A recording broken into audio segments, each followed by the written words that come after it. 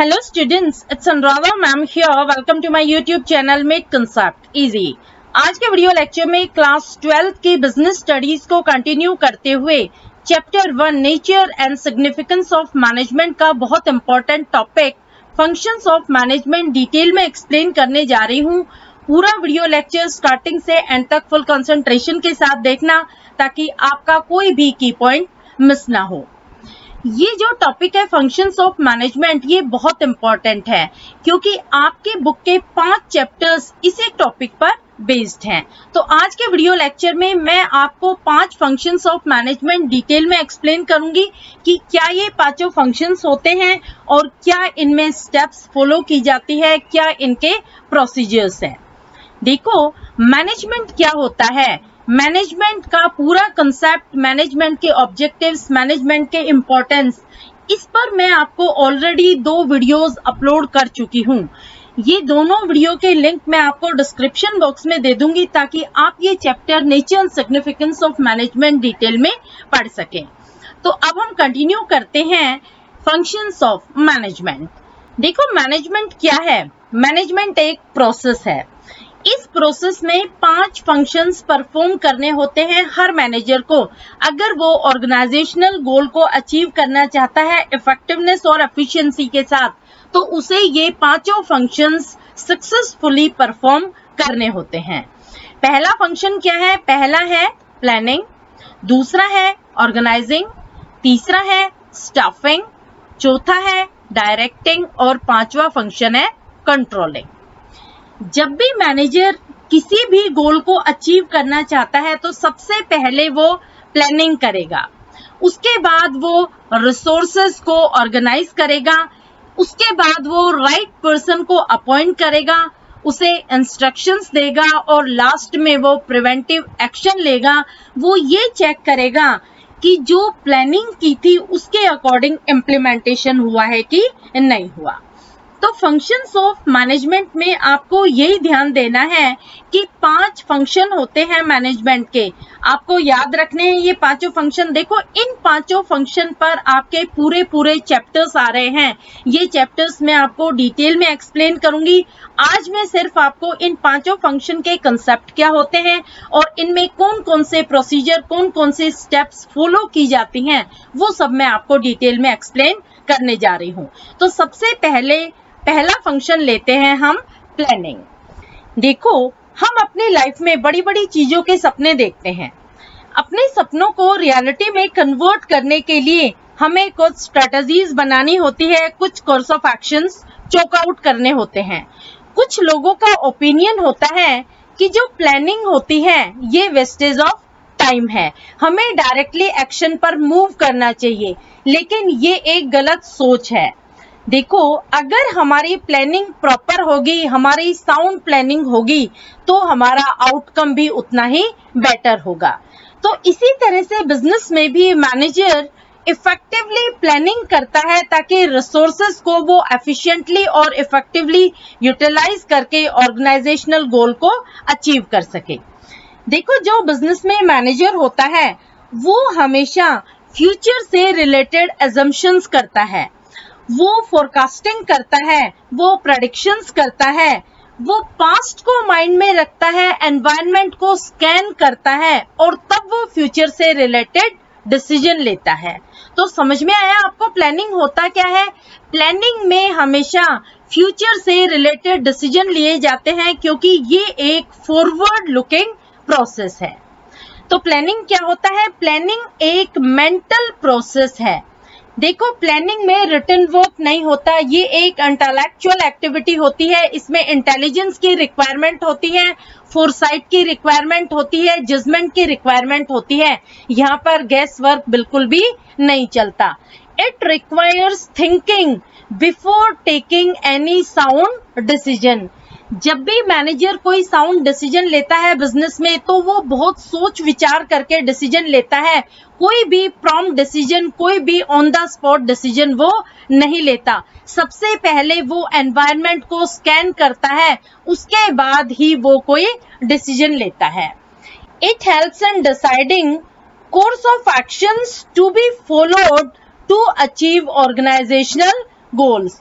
देखो, मैनेजर के पास बहुत सारे ऑल्टरनेटिव कोर्स ऑफ एक्शंस होते हैं, उसमें से वो बेस्ट ऑल्टरनेट ऑप्शन को चूज करता है ताकि ऑर्गेनाइजेशनल गोल को वो अचीव कर सके। तो देखो, आप प्लानिंग को कैसे डिफाइन करेंगे? Planning is deciding in advance what to do, how to do, when to do and who has to do it. देखो, ये जो डेफिनेशन है ये प्लानिंग की प्रॉपर डेफिनेशन है। आपको इस डेफिनेशन को याद भी रखना है। प्लानिंग ये एक ऐसा प्रोसेस है जिसमें हम एडवांस में ही डिसाइड कर लेते हैं कि हमें क्या करना है, कैसे करना है, कब करना है और कौन करेगा। यानी जो भी एक्टिविटी हमें करनी है, जो भी काम हमें परफॉर्म करना है, वो क्या काम है। दूसरा, कैसे उस काम को हम करेंगे, कब उस काम को हम करेंगे और कौन पर्सन अपॉइंट किया जाएगा उस काम को करने के लिए, ये होता है प्लानिंग। अब देखो, एक चीज आप और लिखना, it bridges the gap between where we are and where we want to go. देखो, प्लानिंग एक ऐसा प्रोसेस है जो प्रेजेंट और फ्यूचर के गैप को फिल करता है। ये हमेशा फ्यूचर को अचीव करने में, फ्यूचर से रिलेटेड गोल को अचीव करने में हमारी हेल्प करता है। सपोज ये रामलाल है। देखो, ये रामलाल की प्रेजेंट पोजीशन है, उसके बिजनेस का जो टर्नओवर है वो है 10 करोड़ और ये फ्यूचर में चाहता है कि मेरे बिजनेस का टर्नओवर हो जाए 15 करोड़। तो ये कैसे पॉसिबल होगा? ये पॉसिबल होगा थ्रू प्रॉपर प्लानिंग। रामलाल क्या करेगा? रामलाल प्रॉपर प्लानिंग करेगा कि किस तरह से वो अपनी सेल को इंक्रीज करे। वो सेल को इंक्रीज करने के लिए प्रॉपर कोर्स ऑफ एक्शंस को डिजाइन करेगा। जो बेस्ट कोर्स ऑफ एक्शन उसे लगेगा उसे वो चूज करेगा, उसे वो इम्प्लीमेंट करेगा और उसे फॉलो अप करने के बाद वो अपनी सेल को, अपनी टर्नओवर को, जो उसका टारगेट है 15 करोड़, वो अचीव कर लेगा। तो देखो, प्लानिंग में यही होता है कि हम प्रेजेंट से फ्यूचर में कैसे इजीली पहुंच जाते हैं, ये पॉसिबल होता है थ्रू प्लानिंग। अगर हमारे पास प्रॉपर प्लानिंग नहीं है तो हम अपने टारगेट को, अपने ऑब्जेक्टिव को टाइम पर अचीव नहीं कर सकते। तो प्लानिंग अगर इफेक्टिव है तो हमेशा उसका आउटकम भी बेटर होगा। क्लियर? अब मैं आपको बताती हूँ प्लानिंग में हम कौन कौन से स्टेप्स फॉलो करते हैं। देखो, प्लानिंग प्रोसेस में कुछ स्टेप्स फॉलो की जाती हैं। 7 स्टेप्स मैंने यहाँ लिखी हुई हैं। सारी स्टेप मैं आपको डिटेल में 1 बाय 1 एक्सप्लेन कर रही हूँ। पहली स्टेप आती है सेटिंग ऑब्जेक्टिव्स। सेटिंग ऑब्जेक्टिव्स में क्या होता है कि जो मैनेजर होता है वो गोल सेट करता है जो स्पेसिफिक टाइम में अचीव किया जा सके। देखो, मैनेजर की ये ड्यूटी होती है कि जब भी वो गोल सेट करता है तो ऐसा गोल सेट करे जो मेजरेबल हो और अचीवेबल हो। सेकेंड स्टेप आती है डेवलपिंग प्रीमाइसेस। देखो, डेवलपिंग प्रीमाइसेस का मतलब क्या होता है? Making assumptions regarding future. यहाँ पर जो मैनेजर होता है वो अजम्पशंस करता है, वो प्रेडिक्शंस करता है, फ्यूचर के बारे में वो फोरकास्टिंग करता है। जैसे सपोज वो प्रेडिक्ट करता है कि फ्यूचर में प्रोडक्ट की डिमांड क्या होगी, कॉम्पिटिटर की क्या पॉलिसी होगी, गवर्नमेंट की क्या पॉलिसी होगी, ये सारी चीजें वो फोरकास्ट करता है और उनके बेस पर ही वो प्रीमाइसेस को डेवलप करता है। तीसरी स्टेप आती है आइडेंटिफाइंग कोर्स ऑफ एक्शंस। देखो, मैनेजर के पास बहुत सारे ऑल्टरनेट्स अवेलेबल होते हैं। सारे ऑल्टरनेटिव्स की वो लिस्ट बनाता है जिससे वो ऑर्गेनाइजेशनल गोल को अचीव कर सके। जैसे सपोज वो सेल को 10% इंक्रीज करना चाहता है, तो सेल इंक्रीज करने के लिए उसके पास कौन कौन से पॉसिबल कोर्स ऑफ एक्शंस हैं, वो सारे कोर्स ऑफ एक्शंस की लिस्ट बनाएगा। जैसे वो more line of products add करके सेल इंक्रीज कर सकता है, अगर वो डिस्काउंट ऑफर करे तो सेल इंक्रीज हो सकती है, डोर टू डोर अगर वो सेल्समैन अपॉइंट कर देता है तो सेल इंक्रीज हो सकती है, या फिर अगर वो अपने प्रोडक्ट को ज्यादा पॉपुलर कर दे तो भी ये एक ऑल्टरनेट है सेल को इंक्रीज करने का। तो यहाँ पर वो क्या करता है कि आइडेंटिफाई करता है ऑल्टरनेटिव कोर्स ऑफ एक्शंस को। इसके बाद नेक्स्ट स्टेप आती है इवैल्यूएटिंग कोर्स ऑफ एक्शंस। देखो जो भी उसने लिस्ट बनाई है उन सारे कोर्स ऑफ एक्शंस के पॉजिटिव और नेगेटिव एस्पेक्ट को वो इवैल्यूएट करता है। सारे प्रोज एंड कॉन्स को स्टडी करने के बाद ही वो सेलेक्ट करता है एन ऑल्टरनेटिव। यहाँ वो ऐसा ऑल्टरनेट चूज करता है जो मोस्ट प्रॉफिटेबल हो और लीस्ट उसके नेगेटिव कॉन्सिक्वेंसेस हो। जब वो बेस्ट ऑल्टरनेटिव चूज कर लेता है तो वो उस प्लान को इम्प्लीमेंट करता है। इसमें क्या होता है कि प्लान के बारे में वो अपने एम्प्लॉइज से कम्युनिकेट करता है ताकि एम्प्लॉइज उसको एक्शन में कन्वर्ट कर सके एज पर स्पेसिफिकेशन। और लास्ट स्टेप आती है फॉलो अप एक्शन। देखो यहाँ पर उसका काम खत्म नहीं होता है, यहाँ वो मॉनिटरिंग करता है कि प्लान केयरफुली इम्प्लीमेंट हुई कि नहीं हुई, एम्प्लॉइज एज पर स्पेसिफिकेशन उस प्लान को कन्वर्ट कर पाए कि नहीं कर पाए। तो ये आता है फॉलो अप एक्शन में। तो क्लियर हुआ आपको प्लानिंग प्रोसेस क्या होता है। प्लानिंग प्रोसेस में ये 7 स्टेप्स होती है जो मैनेजर को स्टेप बाय स्टेप फॉलो करनी होती है। अब आता है नेक्स्ट ऑर्गेनाइजिंग।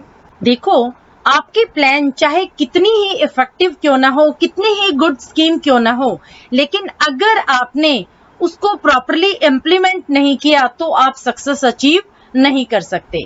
तो ऑर्गेनाइजिंग में क्या होता है, सबसे पहले आपको सारे रिसोर्सेज को इकट्ठा करना होता है, उनको इफेक्टिवली और एफिशिएंटली यूटिलाइज करना होता है, तभी आप ऑर्गेनाइजेशनल गोल को अचीव कर सकते हैं। तो आप कैसे लिखेंगे ऑर्गेनाइजिंग में, organising is associated with effective utilization of resources like man, machine, money and material। देखो यहाँ पर 4M है, इन चारों M को इफेक्टिवली और एफिशिएंटली यूटिलाइज करना होता है, तभी ऑर्गेनाइजेशनल गोल अचीव किया जा सकता है। चारों M में जो फर्स्ट M है मैन, ये क्या है, ये है ह्यूमन रिसोर्स।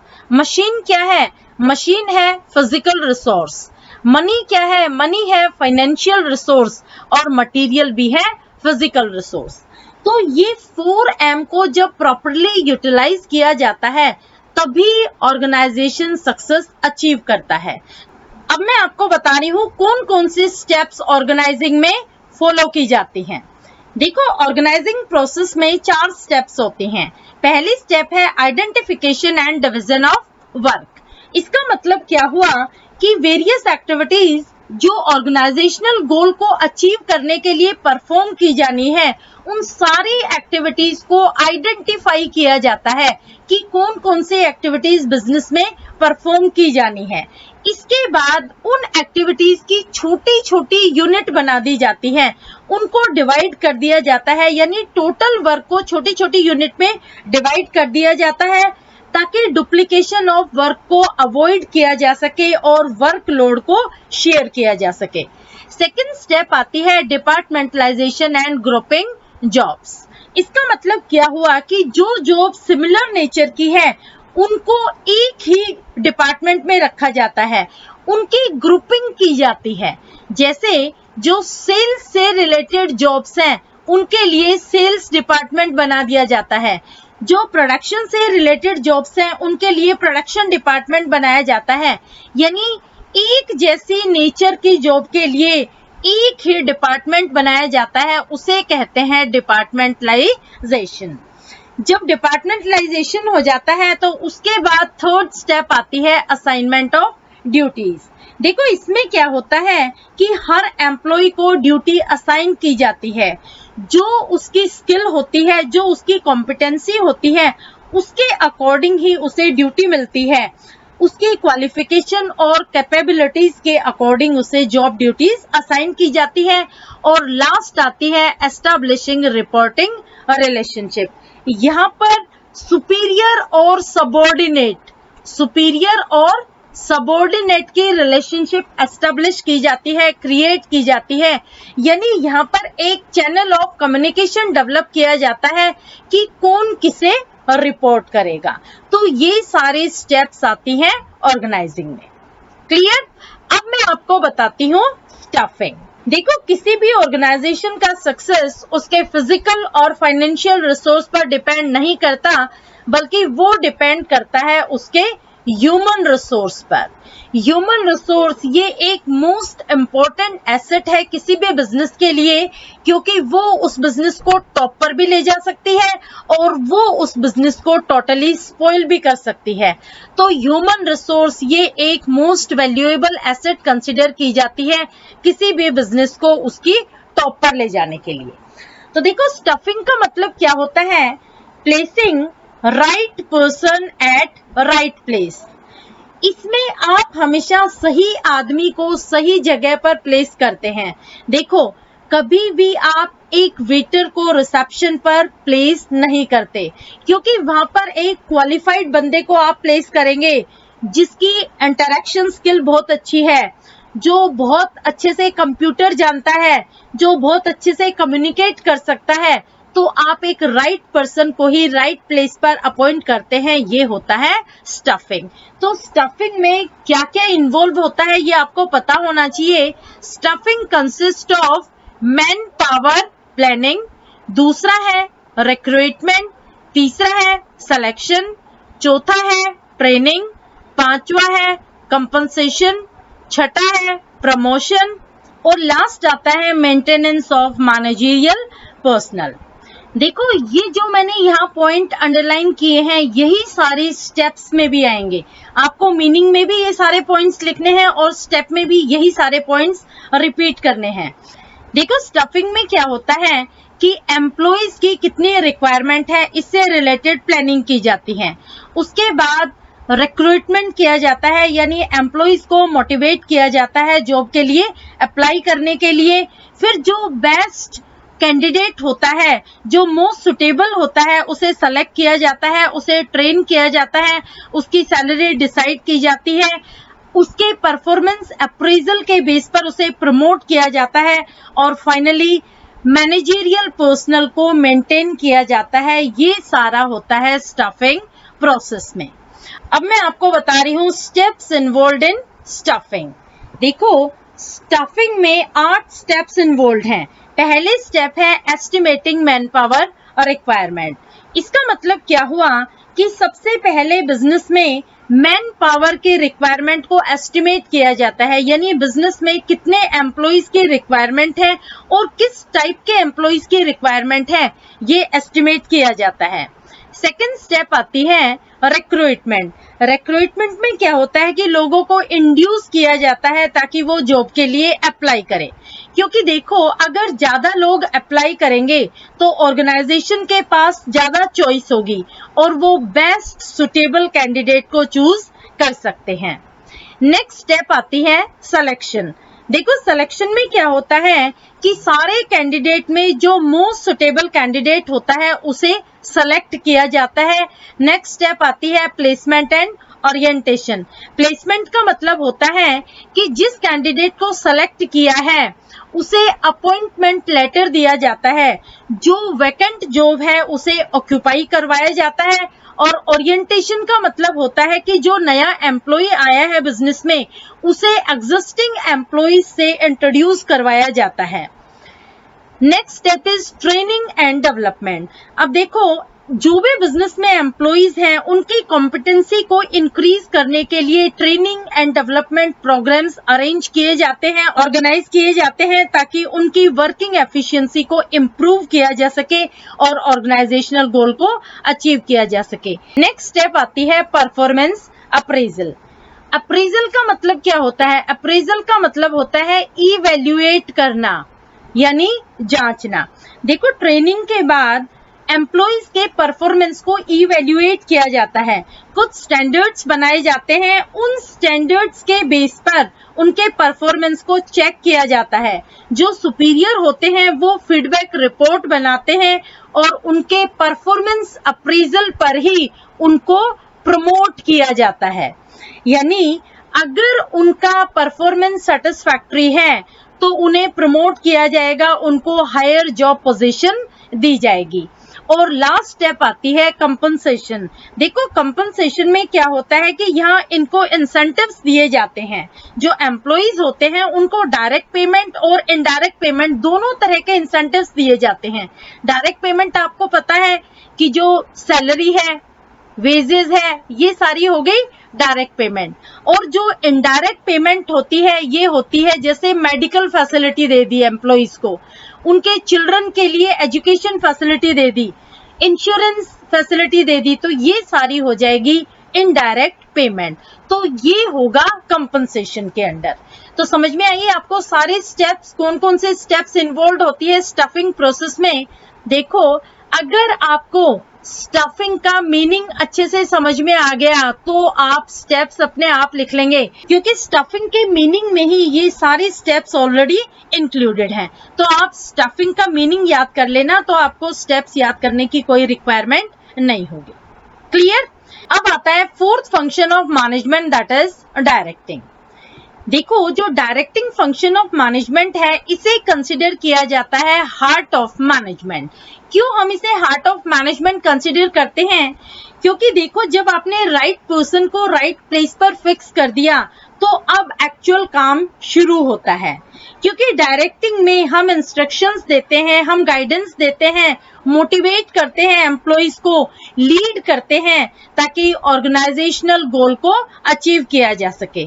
तो आप कैसे डिफाइन करेंगे? Directing is concerned with instructing, guiding, motivating and leading people in the organization for the purpose of achieving organizational goals। देखो डायरेक्टिंग ये ऐसा फंक्शन ऑफ मैनेजमेंट है जिसमें एम्प्लॉइज को इंस्ट्रक्ट किया जाता है, उसे गाइड किया जाता है, मोटिवेट किया जाता है, उसे लीड किया जाता है ताकि ऑर्गेनाइजेशन के गोल को अचीव किया जा सके, ऑप्टिमम यूटिलाइजेशन ऑफ रिसोर्सेज हो, वेस्टेज ऑफ रिसोर्सेज को अवॉइड किया जा सके। जब प्रॉपर डायरेक्शन दी जाएगी, प्रॉपरली इंस्ट्रक्शंस मिलेगी, प्रॉपरली गाइडेंस मिलेगा, मोटिवेशन मिलेगा, तो जो एम्प्लॉइज होते हैं वो अपना बेस्ट कंट्रीब्यूट करते हैं और ऑर्गेनाइजेशनल गोल अचीव किया जाता है। अब देखो जो डायरेक्टिंग है इसमें मेन 4 एलिमेंट्स हैं, ये बहुत इंपॉर्टेंट है। 4 एलिमेंट है, ये चारों एलिमेंट मैं आपको डिटेल में एक्सप्लेन कर रही हूँ, बहुत ध्यान से सुनना क्योंकि इन पर बड़े बड़े क्वेश्चंस आते हैं। इन चारों एलिमेंट में से एक एलिमेंट जरूर पूछा जाएगा डेफिनेटली। तो ये क्या होते हैं एलिमेंट, मैं आपको 1 बाय 1 एक्सप्लेन कर रही हूँ। सबसे पहला एलिमेंट है सुपरविजन। देखो सुपरविजन, सुपरविजन में 2 वर्ड है, पहला है सुपर, दूसरा है विजन। सुपर का मतलब क्या होता है? Over and above. और विजन का मतलब क्या होता है? सीइंग। तो देखो सुपरविजन का मतलब क्या हुआ? Seeing the activities of employees from over and above. इसका मतलब क्या हुआ कि यहाँ पर जो सुपरवाइजर होता है वो एम्प्लॉइज को गाइड करता है, इंस्ट्रक्ट करता है, मॉनिटर करता है जब वो एक्टिविटीज परफॉर्म करते हैं, तो ये होता है supervision. Second element is motivation. Motivation का मतलब क्या होता है? Will to work. देखो आज के जो एम्प्लॉइज हैं वो एजुकेटेड हैं, उनके हाई एस्पिरेशंस है, आप उन्हें कभी भी फोर्स करके काम नहीं करवा सकते, बल्कि उनके लिए एक एनवायरनमेंट क्रिएट करना पड़ता है जिसमें वो विलिंगली वर्क कर सके। तो मोटिवेशन का मतलब यही होता है कि लोगों को इंस्पायर करना, उन्हें इंड्यूस करना, स्टिमुलेट करना ताकि वो अपना बेस्ट परफॉर्मेंस दे और ऑर्गेनाइजेशनल गोल अचीव किया जा सके। देखो जो मोटिवेशन है ये एक साइकोलॉजिकल टर्म है, इसमें आप लोगों की जो इनर विलिंग होती है वो आप बाहर निकालते हैं। आप कभी भी फोर्सिबली उनसे काम नहीं करवा सकते, अगर वो अंदर से चाहेंगे तभी वो अपना बेस्ट कंट्रीब्यूट करेंगे। जैसे आप उन्हें मोटिवेट कर सकते हैं प्रमोशन दे करके, इंक्रीमेंट देकर, बोनस देकर, उनको रिस्पेक्ट देकर के, सोशल रिकॉग्निशन के थ्रू। तो ये सारे मोटिवेशन के पॉइंट हैं जिनके थ्रू आप उन्हें इंड्यूस कर सकते हैं ताकि वो विलिंगली वर्क करें और ऑर्गेनाइजेशन के गोल को अचीव किया जा सके। Next element is communication. देखो, कम्युनिकेशन का मतलब होता है exchange of ideas and information. यहाँ पर एक प्रॉपर कम्युनिकेशन चैनल डेवलप होना चाहिए सुपीरियर और सबऑर्डिनेट के बीच में। देखो, जब मैनेजर कोई मैसेज, आइडिया, इंफॉर्मेशन ट्रांसफर करना चाहता है एम्प्लॉइज के पास, तो वो इफेक्टिवली ट्रांसफर करे, किसी तरह की कोई मिसअंडरस्टैंडिंग डेवलप ना हो, तभी वो वर्क को इफेक्टिवली कंप्लीट कर पाएंगे और ऑर्गेनाइजेशनल गोल अचीव हो पाएंगे। And last element is leadership. Leadership में क्या होता है कि यहाँ पर एम्प्लॉइज के बिहेवियर को इन्फ्लुएंस किया जाता है। जो मैनेजर होता है वो एम्प्लॉइज के बिहेवियर को इन्फ्लुएंस करता है टुवर्ड्स अचीविंग ऑर्गेनाइजेशनल गोल। उनके अंदर कॉपरेशन की स्पिरिट डेवलप करता है, उनके अंदर कॉन्फिडेंस डेवलप करता है ताकि वो विलिंगली कंट्रीब्यूट करे और ऑर्गेनाइजेशनल गोल को अचीव किया जा सके। क्लियर? अब आता है last function of management, that is controlling. देखो, controlling refers to the process of comparing actual performance with the planned performance. If there is any deviation, then finding the reason for such difference and taking corrective action to stop those reason in future. देखो, controlling क्या होता है? Controlling में preventive actions लिए जाते हैं ताकि organisational गोल को अचीव किया जा सके। कंट्रोलिंग फंक्शन एक ऐसा प्रोसेस है जिसमें हम कंपैरिजन करते हैं। किस किस के बीच में कंपैरिजन करते हैं? एक्चुअल परफॉर्मेंस को कंपेयर करते हैं प्लान्ड परफॉर्मेंस से। If there is any deviation, deviation का मतलब होता है डिफरेंस।